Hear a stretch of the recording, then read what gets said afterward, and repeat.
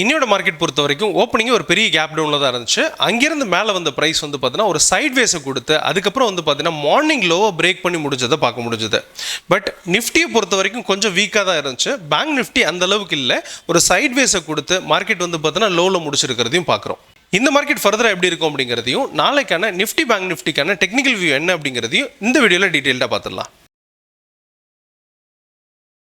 நீங்கள் இன்றைக்கி எவ்வளோ ப்ராஃபிட் பண்ணீங்க, உங்களோட பொசிஷன் என்ன அப்படிங்கிறத கமெண்ட் செக்ஷனில் கமெண்ட் பண்ணுங்கள். நம்ம ட்ரேட் எம்பரருக்கான டெலிகிராம் அண்ட் வாட்ஸ்அப் குரூப்புக்கான லிங்க் டிஸ்கிரிப்ஷனில் கொடுக்குறேன், தேவைப்படுறவங்க ஜாயின் பண்ணிக்கோங்க. Hello everyone, this is Jagadeeswaran, founder of trade emperor.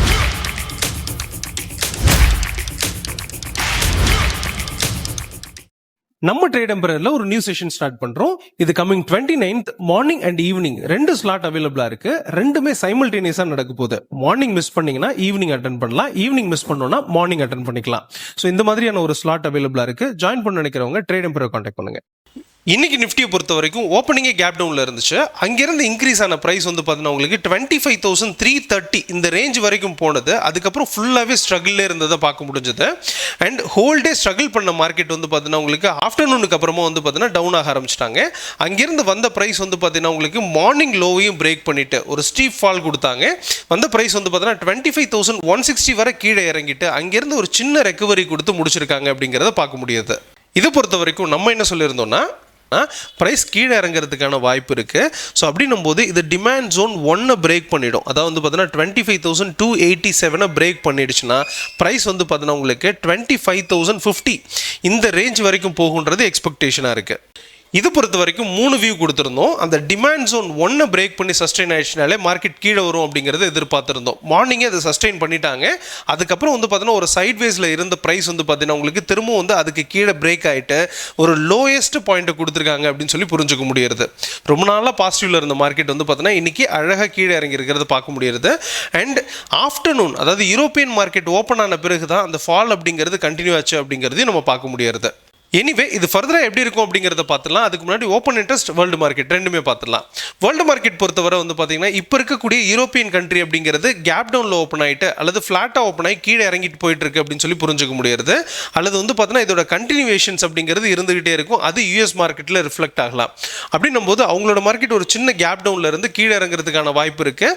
And இது ரொம்ப நேரம் கண்டினியூ ஆகாது அப்படிங்கிறதுனால ப்ரைஸில் ஒரு பாசிட்டிவிட்டி வர்றதுக்கான வாய்ப்பு இருக்குது. அப்படின்னும் போது இந்தியன் மார்க்கெட்டில் அல்லது ஏஷியன் மார்க்கெட்டில் நாளைய பொறுத்தவரை வந்து பார்த்தீங்கன்னா கேப் டவுனில் ஓப்பன் ஆகி மேலே போகலாம் அல்லது ஃப்ளாட்டாக ஓப்பன் ஆகி மேலே போகிறதுக்கான வாய்ப்பு இருக்குது அப்படிங்கிறது புரிதலாக இருக்குது. அப்படின்னும் போது நாளைக்கு பை ஆப்பர்ச்சுனிட்டி அப்படிங்கிறது இருக்கும் அப்படிங்கிறது நம்மளோட புரிதலாக இருக்குது. அண்ட் இதோடைய ஓப்பன் இன்ட்ரெஸ்ட் எப்படி இருக்குன்றதை பார்த்துலாம். ஓப்பன் இன்ட்ரெஸ்ட் பொறுத்த வரைக்கும் ஹெவியான கால் ரைட்டர்ஸ் அப்படிங்கிறவங்க இருக்காங்க. பிசிஆர் ரேஷியோ 0.57, அதாவது எஸ்டர்டே வர வந்து பார்த்தீங்கன்னா 0.8 0.1 அந்த ரேஞ்சில் இருந்துட்டு இருந்த ப்ரைஸ் வந்து பார்த்தீங்கன்னா இன்னைக்கு ஒரே நாளில் பெரிய லெவலில் கால் ரைட்டர்ஸ் அதிகமாகிட்டு மார்க்கெட் கீழே இறங்கி இருக்கிறத பார்க்க முடியாது. அண்ட் மார்க்கெட் கீழே போகும் அப்படிங்கிறது இது கன்ஃபார்ம் பண்ணுது அப்படின்னு சொல்லலாம். அண்ட் இன்னைக்கு ஆஃப்டர்நூன் வர both call and put writer ரெண்டு பேருமே ஈக்குவலாக தான் இருந்தாங்க. அண்ட் இன்னைக்கு ஆஃப்டர்நூனுக்கு அப்புறம் வந்து பார்த்தீங்கன்னா பெரிய லெவலில் கால் ரைட்டர்ஸ் இருந்து மார்க்கெட்டை கீழே கொண்டு போயிருக்காங்க அப்படின்னு சொல்லி நம்ம புரிஞ்சுக்க முடியுது. அண்ட் ஆல்சோ வந்து பார்த்தீங்கன்னா உங்களுக்கு புட் ரைட்டர் லாஸையும் புக் பண்ணியிருக்காங்க. மார்க்கெட் அதனாலையும் வந்து பார்த்தீங்கன்னா கீழே இறங்கியிருக்கு அப்படிங்கிறதையும் புரிஞ்சுக்கிறோம். எனிவே ஃபர்தராக இது எப்படி இருக்கும் அப்படிங்கிறத டெக்னிக்கல் வியூ பார்த்துட்டு நம்ம கன்க்ளூட் பண்ணிக்கலாம். நம்ம கொடுக்கக்கூடிய வியூ நம்ம ட்ரேட் எம்பரர் மெத்தட் எந்த அளவுக்கு அக்யூரேட்டா இருக்கு அப்படிங்கறத ப்ரூவ் பண்றதுக்காக தான். இதை பார்த்துட்டு யாரும் ட்ரேட் பண்ண வேண்டாம். அப்படி ட்ரேட் பண்றதுனா ப்ராப்பரா லேர்ன் பண்ணிட்டு ட்ரேட் எடுங்க. நிஃப்டியோட டெக்னிக்கல் வியூ பொறுத்த வரைக்கும் நம்ம ட்ரேட் எம்பரர் மெத்தடில் 3 சப்போர்ட்டையும் 4 ரெசிஸ்டன்ஸையும் ஐடென்டிஃபை பண்ணுறோம். இதில் தான் இந்த ப்ரைஸ் ட்ராவல் ஆக போகுது அப்படிங்கிறது நம்மளோட ப்ரெடிக்ஷனாக இருக்குது.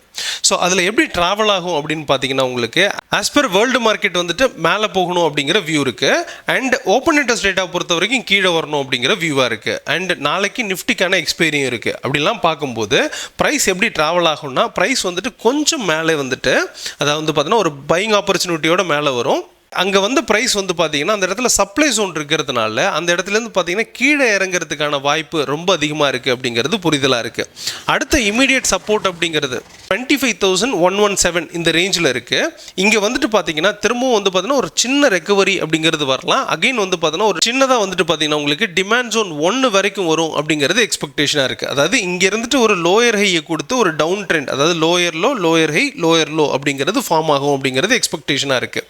அண்ட் அண்ட் இந்த இடத்துல வந்தாங்கன்னா ஒரு சின்ன ரெக்கவரி கூட வர்றதுக்கான வாய்ப்பு இருக்குது, அல்லது இங்கேருந்து ஒரு டவுன் ட்ரெண்ட் அப்படிங்கிறது கண்டினியூ ஆகிறதுக்கான வாய்ப்பு இருக்குது. அது அப் டு வந்து பார்த்தீங்கன்னா உங்களுக்கு 24,800 சில நாட்களுக்கு முன்னாடி நம்ம கொடுத்துருந்தோம், இந்த ரேஞ்ச் வரைக்கும் வரும் அப்படிங்கிறத. ஸோ அதே மாதிரியே வந்து பார்த்தீங்கன்னா அந்த ரேஞ்சை டச் பண்ணிவிட்டு திரும்பவும் டிமாண்ட் கிரியேட் ஆகி மேலே போகிறதுக்கான வாய்ப்பு இருக்குது அப்படிங்கிறது புரிதலாக இருக்குது. இதை பொறுத்த வரைக்கும் இப்போ இருக்கக்கூடிய ஜோன்ல இருந்து கொஞ்சம் மேலே வந்துட்டு கீழே இறங்குறதுக்கான வாய்ப்பு இருக்குது அப்படிங்கிறது புரிதலாக இருக்குது.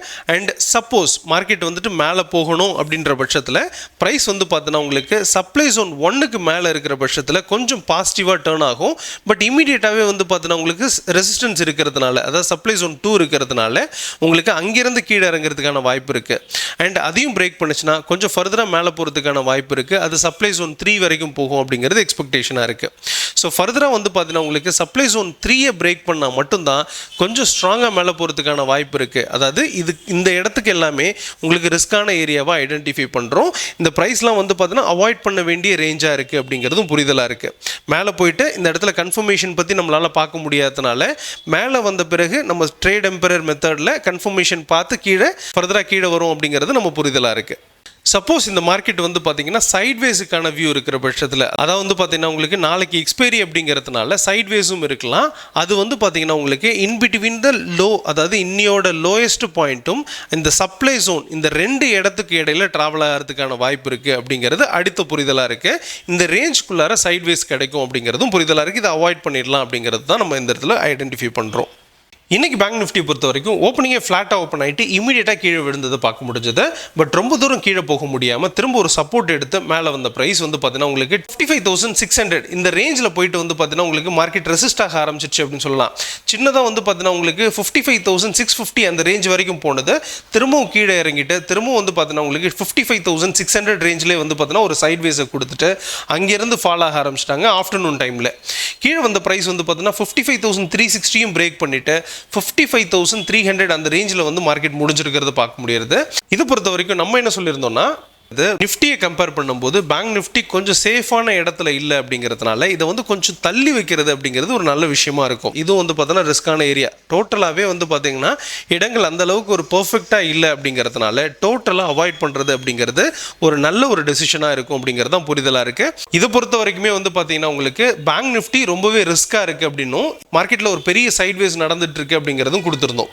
அதே மாதிரியே வந்து பார்த்தீங்கன்னா மார்க்கெட் சைட்வேஸில் இருந்துச்சு அப்படின்னும், மேலே போனாலுமே அதாவது கன்ஃபர்மேஷன் கொடுத்தாலுமே திரும்ப வந்து கீழே இறங்கி முடிஞ்சிருக்கு. அதே மாதிரி கீழே போகிறதுக்கான கன்ஃபர்மேஷனை கொடுத்து கீழேயும் முடிச்சிருக்கு அப்படின்றத பார்க்க முடியாது. அதாவது ரிஸ்கி ஜோன், எந்த இடத்துலையுமே இது ரிஸ்கான ஏரியா அப்படிங்கிறது தான் ஃப்ரைடே நம்ம பார்த்துருந்த வியூவாக இருக்குது.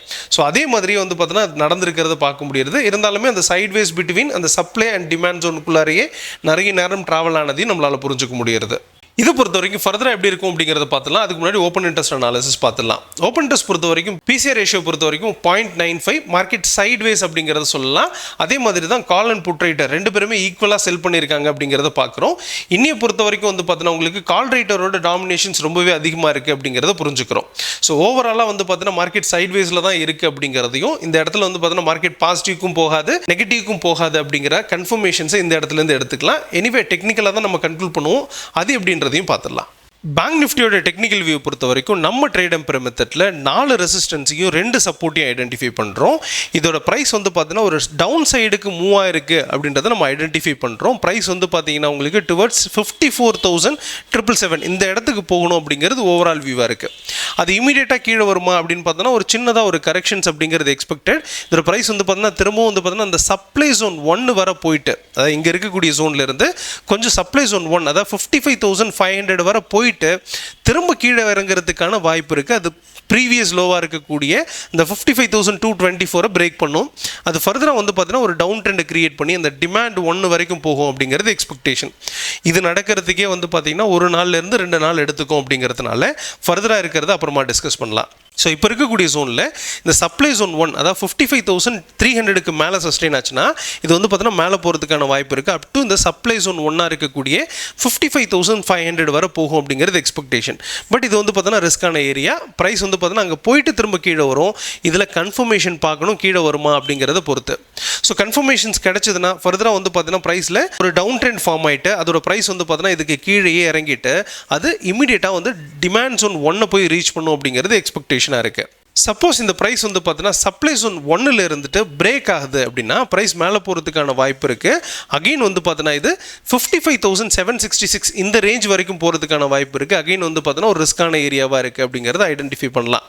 பட் இது வந்து பார்த்தீங்கன்னா கொஞ்சம் வந்து பார்த்தீங்கன்னா பெரிய ஜோன் அப்படிங்கிறதுனால இது வந்து நமக்கு ஒரு ஆப்பர்ச்சுனிட்டி கொடுக்கலாம் அண்ட் இதில் ஒரு அப் ட்ரெண்ட் அப்படிங்கிறது ஃபார்ம் ஆகலாம் அப்படிங்கிறது எக்ஸ்பெக்டேஷனாக இருக்குது. சப்போஸ் இந்த சப்ளை ஜோன் 2 பிரேக் பண்ணுச்சுன்னா கொஞ்சம் ஸ்ட்ரென்தன் ஆகிடும். பட் இமீடியட்டாகவே ஒரு ரெசிஸ்டன்ஸ் இருக்குது. அது சப்ளை ஜோன் 3 அது 55,842 இதை பிரேக் பண்ணால் தான் கொஞ்சம் ஸ்ட்ராங்காக மாறும் அப்படிங்கிறது எக்ஸ்பெக்டேஷனாக இருக்குது. பட் இதெல்லாம் நடக்கிறதுக்கு டைம் எடுத்துரும் அப்படிங்கிறது ஓவரால் மூவாக இருக்கும். ஓவராலாக இந்த ப்ரைஸ் வந்து பார்த்தீங்கன்னா சப்ளை ஜோன் 1க்கு போயிட்டு டிமாண்ட் ஜோன் 1 வரைக்கும் வரணும் அப்படிங்கிறது எக்ஸ்பெக்டேஷனாக இருக்குது. அந்த இடத்துலேருந்து ஒரு ப்ரைஸ் வந்து ஒரு பாசிட்டிவ் மொமெண்டம் கொடுக்கலாம். அதையும் பிரேக் பண்ணுச்சுன்னா உங்களுக்கு திரும்ப வந்து பார்த்தீங்கன்னா ஒரு டவுன் ட்ரெண்ட் கண்டினியூ ஆகிட்டு டிமாண்ட் ஜோன் 2 வரைக்கும் போகலாம் அப்படிங்கிற அந்த எக்ஸ்பெக்டேஷன்ஸ் இருக்குது. இதெல்லாம் நடக்கிறதுக்கு டைம் எடுக்கும் அப்படிங்கிறது ஓவரால் மூவாக இருக்கும். நாளைக்கு நிஃப்டிக்கான எக்ஸ்பைரி இருக்கிறதுனால சப்ளை ஜோனுக்கும் சப்ளை ஜோன் 1க்கும் இடையில அதாவது 55,300க்கும் 55,500க்கு இடையில இருக்கிறதுக்கான வாய்ப்பு இருக்குது அப்படிங்கிறதும் ஓவராலாக நம்ம புரிஞ்சுக்க வேண்டியதாக இருக்குது. இதில் வந்து பார்த்தீங்கன்னா ஆப்ஷன் செல்லர்ஸ் டாமினேட் பண்ணுறதுக்கான வாய்ப்பு இருக்குது. ஈவன் தோ இது வந்து பார்த்தீங்கன்னா ஒரு சைட்வேஸில் இருக்கிறதுனால ஓப்பன் இன்ட்ரெஸ்ட்டும் வந்து பார்த்தீங்கன்னா ஒன்று 1 அப்படிங்கிற ரேஞ்சில் இருக்கிறதுனால மார்க்கெட் ஓவராலாகவே சைட்வேஸில் இருக்கிறதுக்கான வாய்ப்பும் இருக்குது அப்படிங்கிறதும் புரிதலாக இருக்குது. இதை பொறுத்த வரைக்கும் நம்ம ட்ரேட் அம்பர் மெத்தட் எந்த அளவுக்கு அக்யூரஸியாக இருக்குது அப்படிங்கிறத ப்ரூவ் பண்ணுறதுக்காக கொடுக்கக்கூடிய வியூ. இதை யாரும் பார்த்து ட்ரேட் பண்ணவோ அல்லது கால்ஸாவோ ரெக்கமெண்டேஷன்ஸாவோ கன்சிடர் பண்ணக்கூடாது அப்படிங்கிறதையும் சொல்லிக்கிறேன்.